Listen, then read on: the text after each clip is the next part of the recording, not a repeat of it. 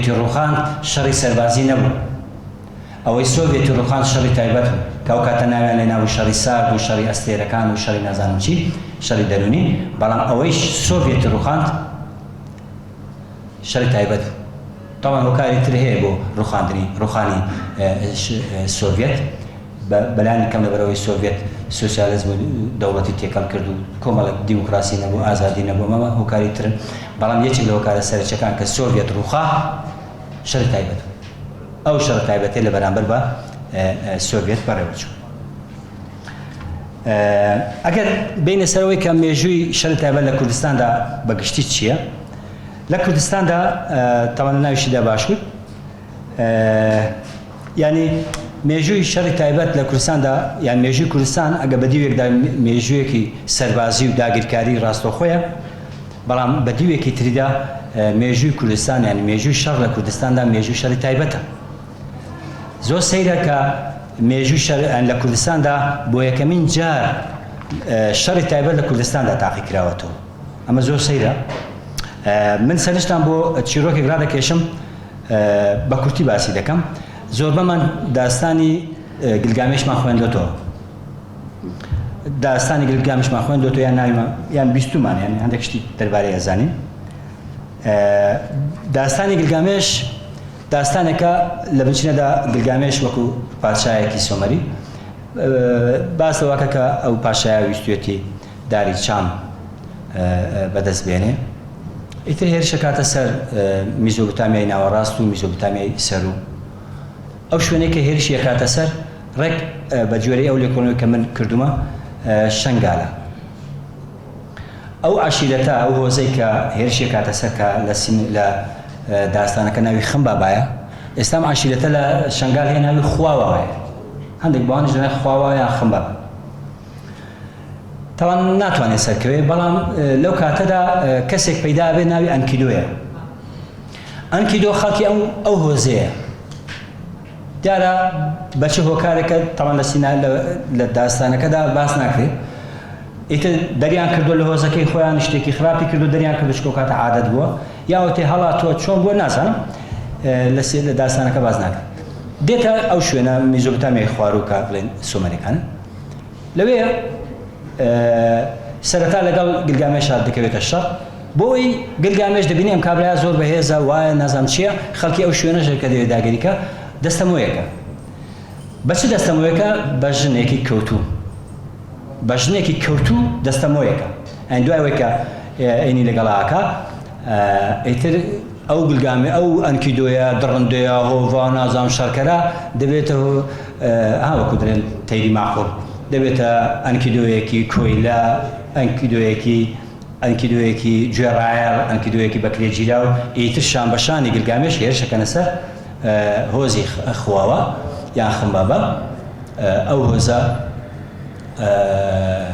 وەڵحاصل خەمبابە ئەکوژن و تاوان دواتر کە ئەنکیدۆش ئەمرێ لەو خاڵەدا من دەمەوێت چەند شتێک باسکەم ینی زۆر گرنگە ینی سێ چوار بنچینەی ئەساسی شەڕی تایبەت لەم داستاندا هەیە یەک بۆ ئەوەی خواوە وڵاتی خەمبابە ینی میزۆپۆتامیای ناوەڕاست باشووری کوردستان داگیر بکە پێویستە خواوە بە دڕندە نیشان بدرێ بە هۆڤ و وەحش و هین نیشان بدرێ بۆیە لە داستانەکەدا خەمبابە وەکو هۆڤێک و وەحشێک نیشان دێ من لە کاتێکدا هۆزێک و وڵاتی خۆیاژێ چۆن ئێستا پەکەکە بە تیرۆریست لە قەڵەمەدرێ چۆن کاتی خۆی پێشمەرگە بە مخەڕیب لە قەڵەمەدرا یعنی بۆی ناشرین بکرێت بەهانەی شەڕ بدۆزرێتەوە بەهانەی هێرش بدۆزێتەوە چۆن ئێستا پەکەکە بە تیرۆریست لە قەڵەمەدرێ لەو کاتەشدا خواوە خەمبابە بە هۆڤ و وەحش و دڕندە و نازانم چی لە قەڵەمەدرێ ئەمە یەک ئەمە کاتە بابەتێکی شەڕی تایبەتە دوو بەکارهێنانی جنس لە شەڕی تایبەت بەکارهێنانی سێکس هەم بۆ هەردوو ڕەگەز تەبان بۆ هەردوو ڕەگەز مەسەلەی بەکارهێنانی سێکس کە وەکو غەریزەیەک بەکاردێنرێ چکە دوجار شەڕی تایبەت خیتابی غەریزە ئەکە دواتر دێ مەسەری شەڕی تایبەت خیتابی غەریزە ئەکە غەریزەکانی ئینسانەکە یەک لەوانش کە تەمەنها ئێوازان کە زایەندە یان سێکسە بەکارهێنانی سێکس لە بەرامبەر ئەنکیدۆ بۆ تەسلیمکردنی ئەنکیدۆ. بۆیە چینی خائین، چینی بەکرێگیراو لە کوردستانە دروستە بێ کە ئێستاش باڵادەستە بەشێکی زۆری لە ڕێگەی جنس و لە ڕێگەی سێکسەوە. ئەمە دوو. سێ کە شەڕی تایبەت ئێستاش هەیە، عنصر یان تخمی شەڕی تایبەت ئەوەیە کە هیچ داگیرکاریەک بەبێ بەکرێگیراو، بەبێ خیانەت، بەبێ هێزی بەکرێگیراو سەر ناکرێت. ئیشی شەڕی تایبەت ئەوەیە کە چینێکی بەکرێگیراو و خاین دروست کە تا سەرکەوێ بەسەر کۆمەلگایەکدا. ئێستا لە باشووری کوردستانە زۆر بە جوانی و بەڕێکوپێکی بەڕوونی دەتوانین ببین. لە مێژووی کوردستاندا مێژووی و خیانەت ئاوا دەست پێیە. یعنی ئەم سێ عنصرە تەمان ئەگەر ورد داستانی گلگامێش بخوێنەوە زۆر شتی تری تێدایە. من لێرە ئەو کاتانە بەزەوەی کە زۆر گرنگە ئەم دوو بابەتەیە. دوجار تەمان داستانی گلگامێش داستانێکی نەمرە و مێژوویی و ئەم شتانە. یعنی شتی عجایب چییە لە داستانی گلگامێشدا؟ کاتێک کە ئەنکیدۆ ئەمرێ حاڵی گلگامێش خراپە بێ. ئەها وەکو چۆرێ، یعنی کاتێک کە خیانەت لە کوردستانە نەمێنێت داگیرکەر حاڵی خراپە بێ. ئیتر داگیرکاری گلگامێش بۆی بمێنێتەوە دەسەڵاتەکەی بمێنێتەوە بە نەمری، بە دوای نەمری ئاگەڕێ. گلگامێش بۆی بە دوای نەمری ئاگەڕێت چکە ئەوەی کە نەمریەکەی زامن دەکرد ئەنکیدۆ بوو. ئەنکیدۆ خاین و بەکرێگیراو بوو کە ئێستا بۆتە چینێکی گەورە لە کوردستاندا. ئەنکیدۆ ئەمرێ حاڵی داگیرکار حاڵی گلگامێش خراپە بێ. ئیتر گلگامێش بە دوای نەمری ئاگەڕێ. ئەوە چۆرۆکە دوور درێژەوە حاصل نایە مەسەری. واتە حاڵی داگیرکار خراپە کاتێک کە خائین بەکرێگیراو سیخۆر نییە. یەکێک لە حیزبە هەرە گرنگەکانی مێژووی ڕێخستنی سیاسی بۆ لە کوردستاندا پارچەیان کرد. بەڵام دواتر لە دوای شەستەکانەوە شەڕی تایبەت لە باشووری کوردستاندا بە شێوەیەکی تر مۆدێرنتر بە بەرنامەتر بەڕێواچی. لە ساڵی 61ەوە بزوتنەوەی کوردی، ئەوەی کە ناوی لێنراوە بزوتنەوەی ئەیلول، بزوتنەوەی ئەیلول لەگەڵ ڕێز و نەوازش بەژنی خۆم بۆ هەموو ئەو شەهیدانی بزوتنەوەی ئەیلول دادەنوێنم. بەڵام بزوتنەوەی ئەیلول لە ساڵی 61ەوە لەلایەن گلادیۆ بەڕێواچی، وەکو بزوتنەوەیەکی شەڕی تایبەت بەڕێواچی. بزوتنەوەی ئەیلول بزوتنەوەی شەڕی تایبەتەوەی هەچی تەنیا. لەناو بزوتنەوەی ئەیلولدا بنەماڵەیەک باڵادەستە، لە ڕێگەی ئەم بنەماڵەیەوە بزوتنەوەی ئەیلول لە بزوتنەوەیەکی ئازادیەوە بەلا ڕێدا دەبدرێت، دەکرێتە بزوتنەوەیەکی دژە کورد. دواتریش هەمووی ئاو لە ئاشی شەڕی ئاو لە ئاشی دژمنەکان، ئیتر دوای ئاشەکەش بۆ خۆی ئاش بەتاڵە بێ.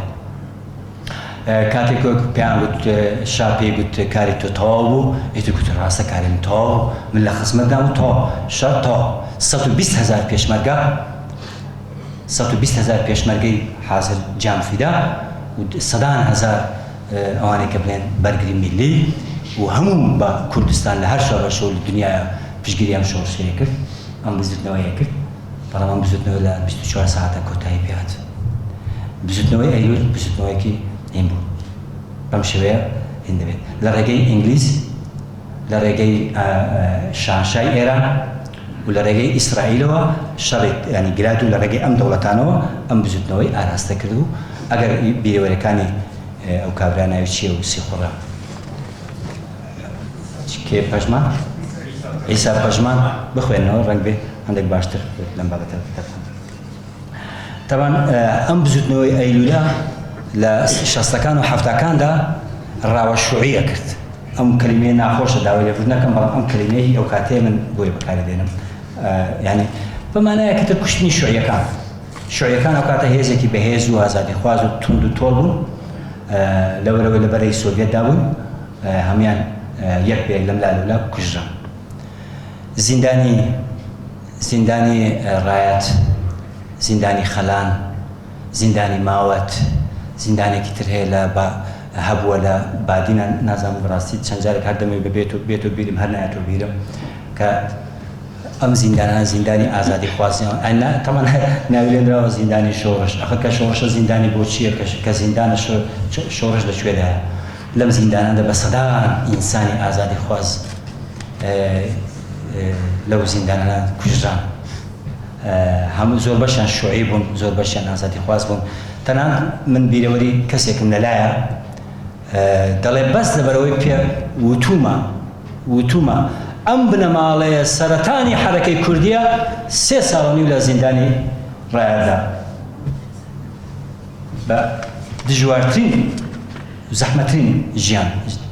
تەمە زیندانی یعنی زیندانی ڕایەت زۆر لە زیندانی ئامەد و زیندانی نوگرە سەلمان خراپترە، یعنی ئیتر ئەوانەی کە ئەزانن چۆن بووە. بەرحاڵ ئیتر شوعیەکانیش بەشێک بوونە لەوانە وەکو حەملەیەکی ناتۆ.